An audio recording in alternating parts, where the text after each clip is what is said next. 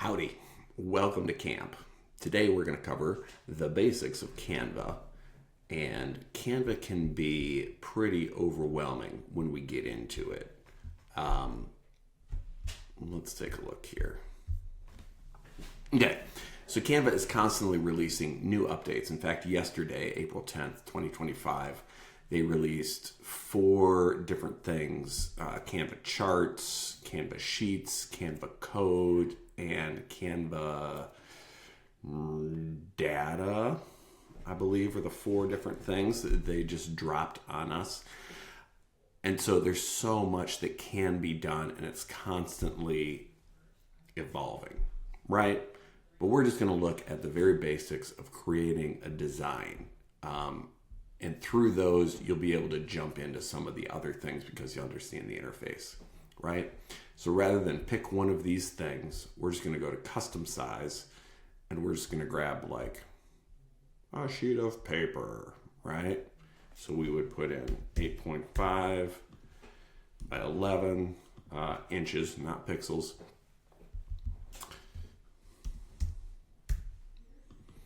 In Canva Pro, and they're always pushing you to get a pro account. I'm working in a basic account here because I'm not guaranteeing that you have a pro account. I have access to them, but this one is just the base level. It means some things aren't available to you, or they'll have like a watermark on them, right? So we would just create a new design right there. I actually have it set up already. We've got one called Camp. It's 8.5 by 11. So let's jump on that one. We just double click to open it. At the bottom there, those are all recent projects. So we start with a blank page, which is every artist's most feared thing.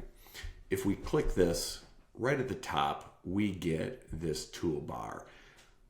Canva works with giving you specific toolbars every time you grab a new element. And so that's what we're going to start doing.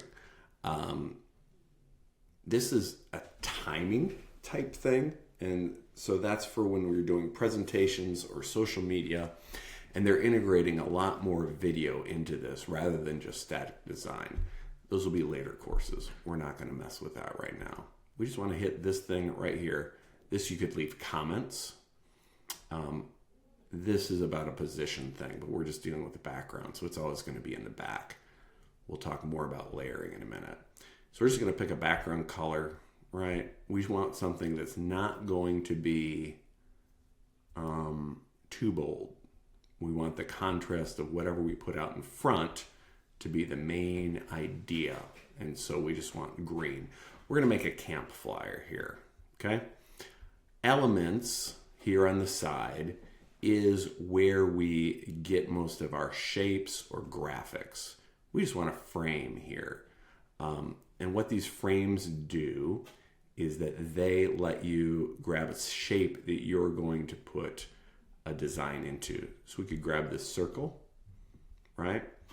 And then we could either go back into that elements thing and find a photo that we wanted to use. In this case, I've already uploaded one, so I'm just going to click this and drag it over the top, and you can see that it's got yours truly there. This is when I had longer hair and less gray, and probably wasn't as heavy. Let's stop talking about this. All right, and move on. Now, we've got here, obviously it's cutting off my hat a little bit. I missed that hat. If I double click on this, we see the background. You may be familiar with this from other programs, but I can now move this around using kind of this grid to line things up. And if I grab one of these side bars, I can actually make it bigger, and we could focus more on my less wrinkly face. Good old days. All right. I can also twist this, right? You know, but I look too laid back there. Yeah, this channel is going to be full of dad jokes. So, oops. I hit escape there, and that undid what we were doing, and it undid the things that we were working on. Right, I'm going to go back in. I'm going to make this a little bigger again. All right, move this down here. Great. And then I would just hit done. Okay. This is like a generative expand that's available through the Pro account, right? And it will be like, oh, try it for free. Well, it's going to give it to you for free for what? 30 days, and then you're going to have to start paying. It's not a terrible thing to do, but we're going to work without it for now.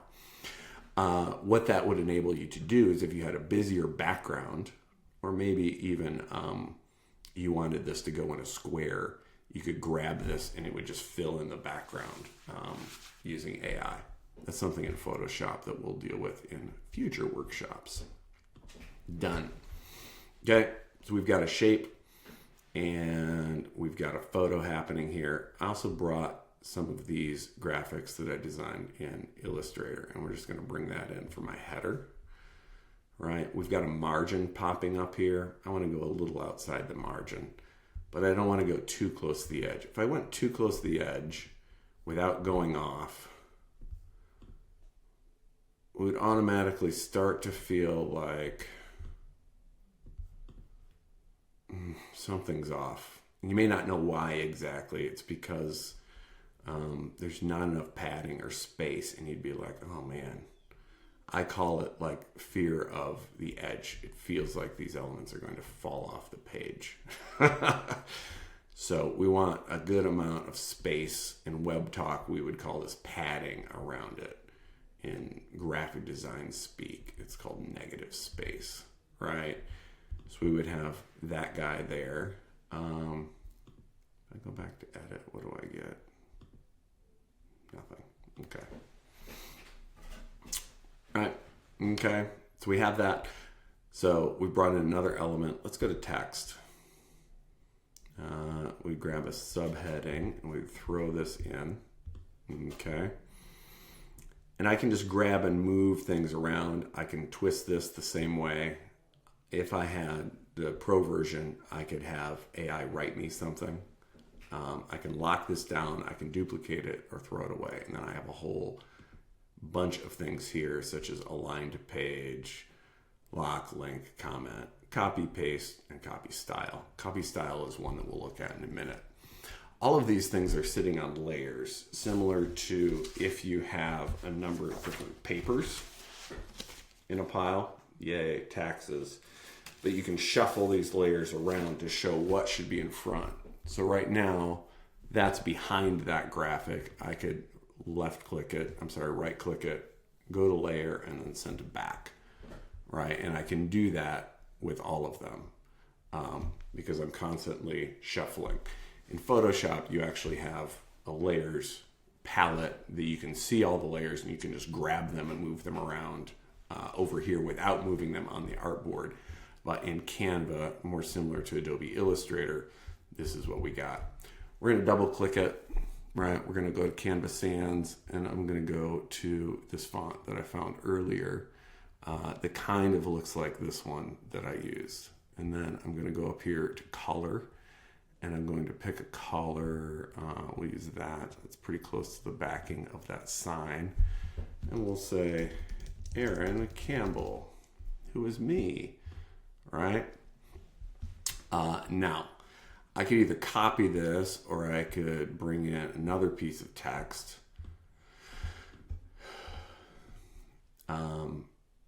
If I copy this and I go up to this guy, this copy style, and click it, and then I click this, oops, it goes backwards, right? So we copy the style that we want to copy first. Then we grab copy style and we go boop. And so then we can bring across all the different elements there. If this guy, see it's centered right now as far as justification or alignment. So if we want it to be left centered and we click it, this is now going to be left centered as well. If this was a different color, it would take that on and take all the different spacings.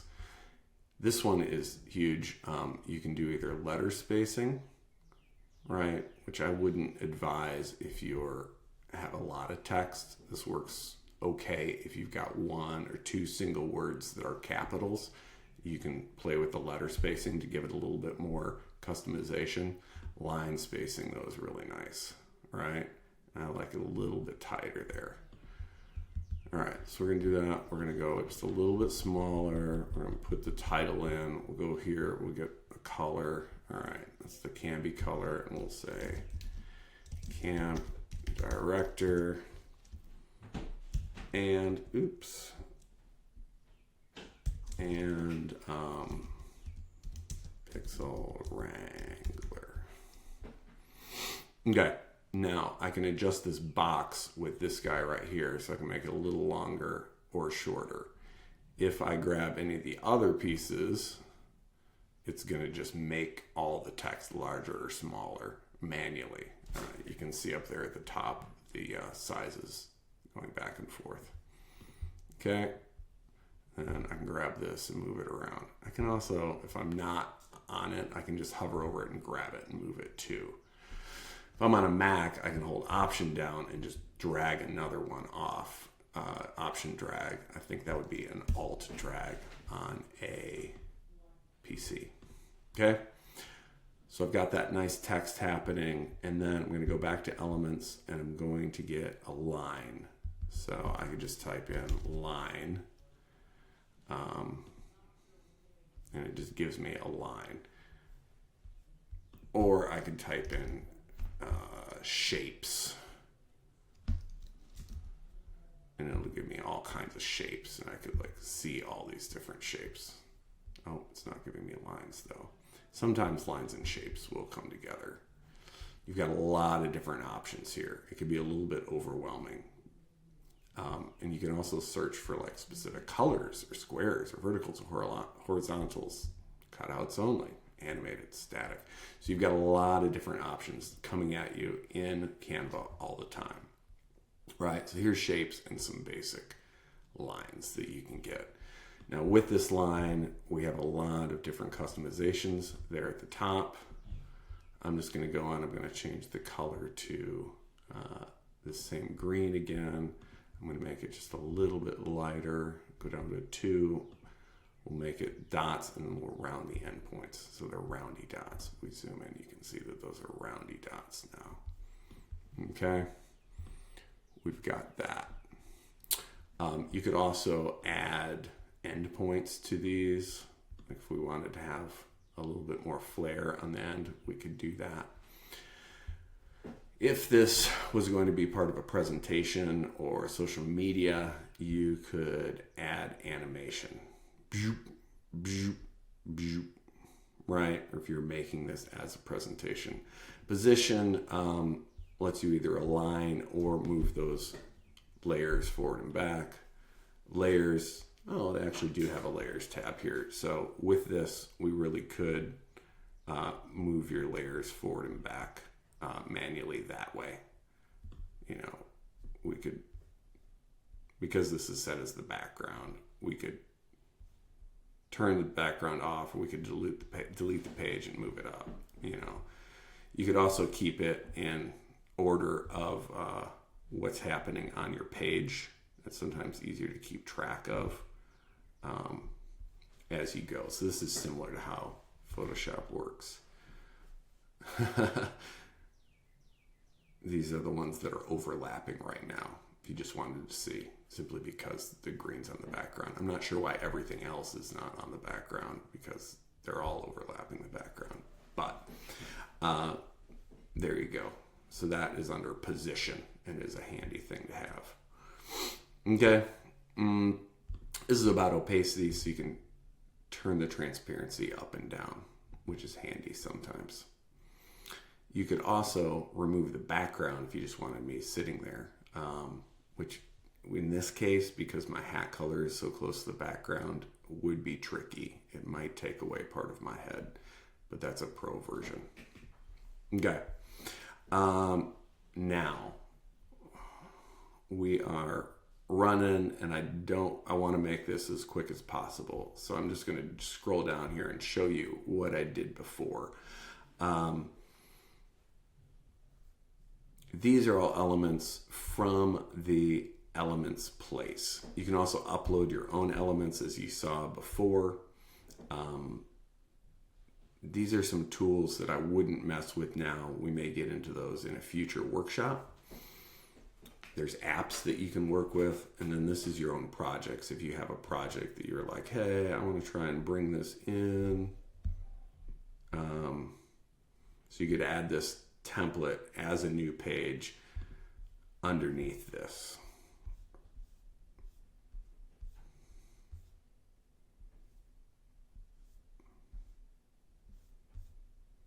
Or not. No idea what that just did. Because it's not in this page. Oh, there it is. Oh, it's up at the top. Oh, this is the scrolling one. Right. Blah, blah, blah, blah, blah. We're going to undo that. Okay. Great. So you can bring in other pieces. They just released that yesterday. So you now have the ability to like scroll through and animate lots of different things as you're scrolling down through a design. So you can see how that would work. So here we have two pieces of text on top of each other to create shadows and outlines. All of these guys were here. This is interesting. If you go to graphics, and I was finding some specific types, and it gave me magic recommendations, which means AI. So it was like, oh, you're only using free graphics, because my initial search had a bunch of pro graphics in it. It saw that I was only using pro graphics and that I kind of wanted them in this specific style. And so this is where I pulled all these graphics in. For the most part, these guys are pings or SVGs. And when you have an SVG, you can actually go in and tweak the colors. So we could say, let's make all of the black parts on that white, right? Let's go in, let's move this over. Let's grab this guy, right? And right now he's wearing a yellow shirt. Let's make that can be orange. Ta-da! Let's go here and let's make the yellow in this the can be orange as well. So there, very quickly, we can kind of brand elements within our piece with colors that are going to be closer to your brand colors. If you have a pro account, you can set up a brand kit with logos. You can upload your own fonts. You can upload your own colors there. And that's really handy to have. So there you have it.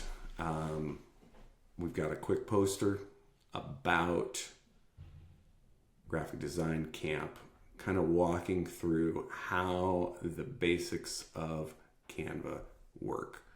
To share this, we would go up here. We would, if we just want to share the whole design, we can share it to anyone with a link. We could copy a link, or we can add someone's email there and be like, hey, can you go in and look at this, or maybe make your own page. We could duplicate this if we had other camp staff members that we wanted to add here. They would just have to drop in their own picture and their own title and name, right? And then we could have that. So we could do that with like some kind of employee or staff spotlight, with email, e-signatures, something like that at the bottom of an email. Those are ways that you would just duplicate and use this. You can share it. There's a million ways to share this. We're just going to hit download. We're going to save it as a JPEG, or if you're going to print it, you could save it as a PDF.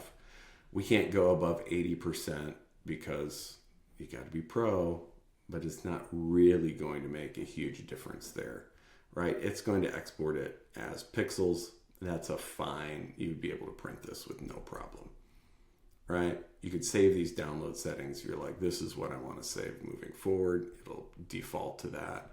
Let's just do page 2 because we don't need the other ones. And no, don't give me that.